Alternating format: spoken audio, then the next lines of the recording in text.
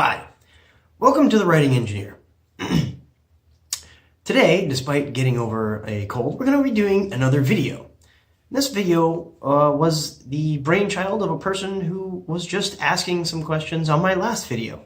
So thanks to tropetrinitytrilogy for suggesting my next video topic. Today, I'm going to be discussing my first book in the Amara's Law series called Blood Tech.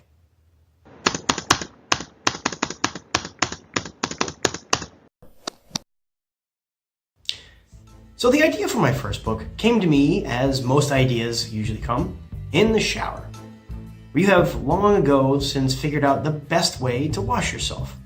Your body kind of runs on autopilot, leaving your brain free to figure out other things. While I was thinking about alternative energy sources and other science-y things, and so I came up with the idea of putting tiny little electric generators inside a person's body. These generators would make enough electricity to power, kind of anything that I wanted to. So what would you do though with this type of power? Well, power artificial limbs and prosthetics with it. That's what I came up with. And so I spent the next 20 minutes figuring out what this person would do and all the things that could be done to them to use the electricity and all the interesting ways that they could use their abilities. But then I hit a wall.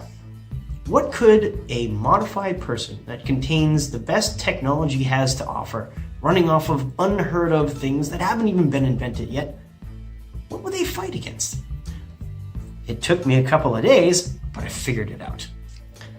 What better to fight a technologically enhanced cybernetic human than a genetic mutant? Well, now I had my main conflict, but I had to still get my main character from the beginning to the end. So I put her through the ringer. I gave her amnesia, I had her find out that she was experimented on, I had her kill a whole bunch of people because she didn't know how to control her powers.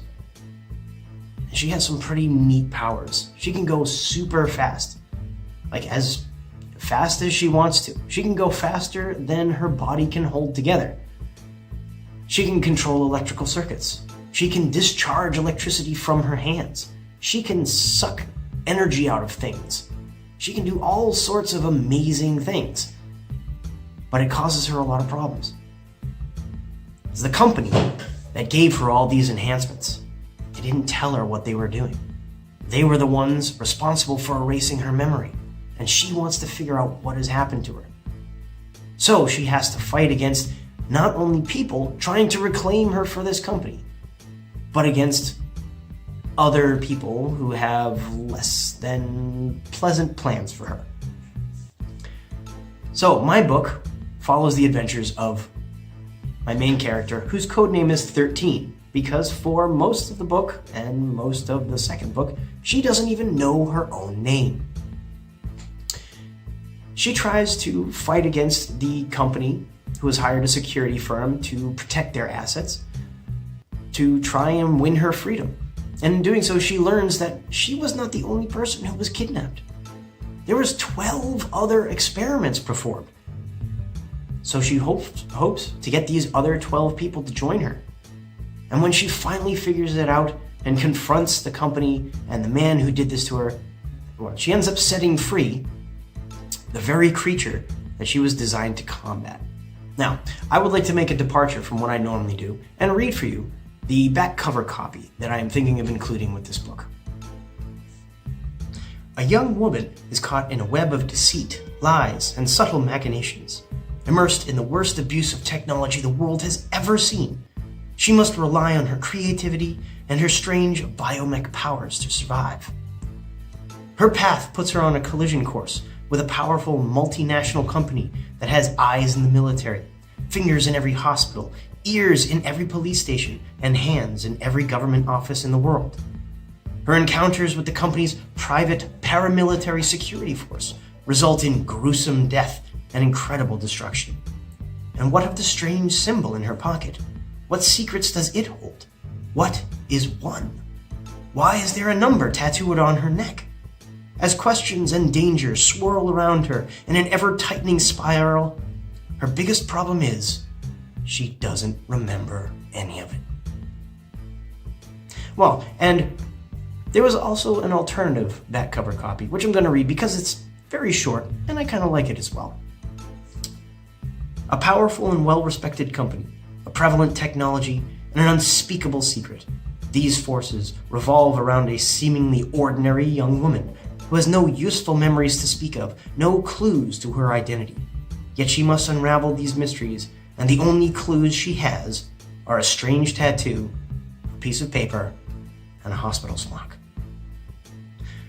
Well, if this story sounds interesting to you, and you like science fiction, a little bit of gore and gruesome death, and a lot of action, and some heartfelt scenes as well, then my book is probably for you.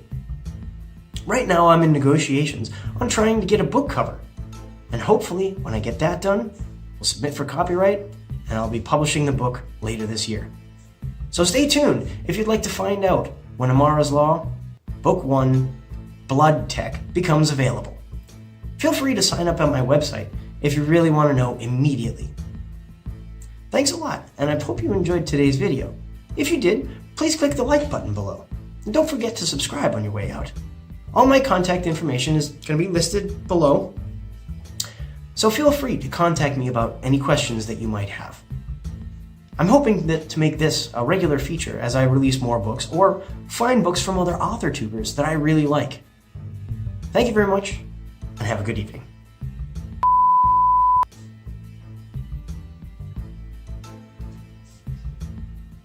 What better to fight a oh my gosh. You'd think I know how to talk about my own book. All right, here we go. You'd think I'd be able to figure out my own stuff that I wrote here.